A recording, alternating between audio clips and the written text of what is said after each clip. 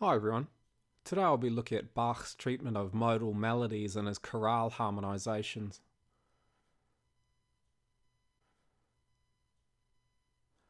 Although many of his chorales use modal melodies, Bach largely refrains from using the modes to obtain the harmonizing chords.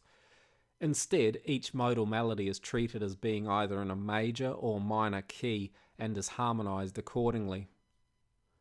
For example, Dorian chorale melodies are typically harmonized in the minor key, located a major second above the given key signature.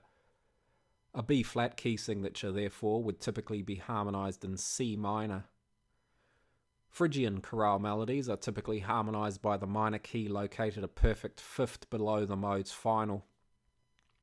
An E Phrygian melody would typically be harmonized in A minor, and Mixolydian chorale melodies would typically be harmonized in either G major or C major, with the latter treatment typically ending with an imperfect cadence on G.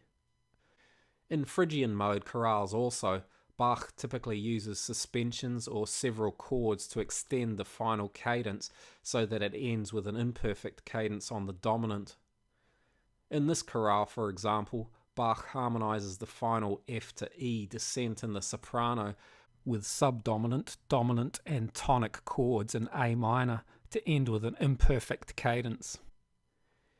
Here he also includes a B-flat note, which he harmonizes as a G minor chord, giving this bar a D minor F major sound. The B-flat can also be heard as the Neapolitan note of A minor and lies a minor second above the root note.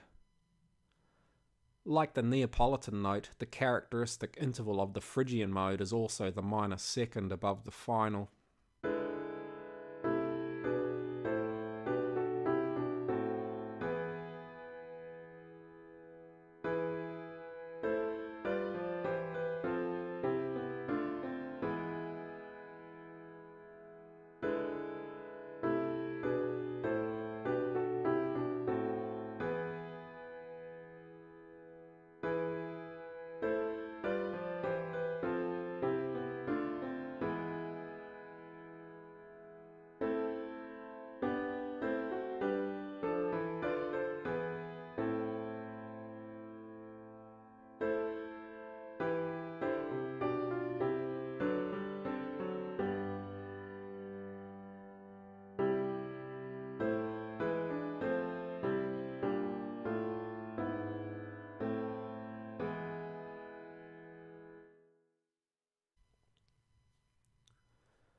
Throughout the modal chorale's duration, any cadential progressions or unusual chromaticism which doesn't fit with the notes of the harmonizing key may be accommodated by modulation or inclusion of secondary chords.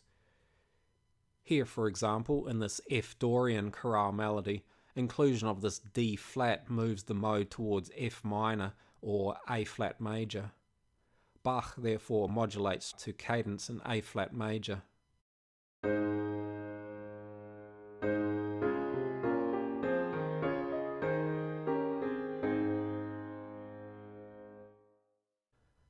Given the nature of modal melodies, however, there are exceptions to these general observations.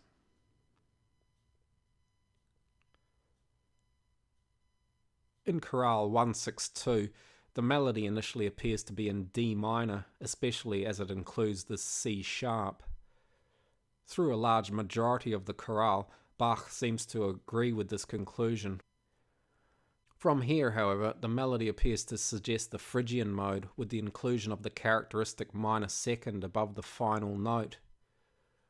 If we were to follow the above observation regarding the harmonization of Phrygian mode melodies, we would attempt to harmonize the chorale in the key of C sharp minor, the key which lies a fifth below the final. In this instance, however, this is clearly an incorrect choice. Instead, Bach chooses to treat the G sharp as the third of the dominant chord in A minor, the key which he establishes from here. In this example, then, the initial A major chord must be heard as the tonic chord with a picardy third, which is then immediately treated as the dominant of the following D minor chord, the pivot chord which leads the work into the key of D minor.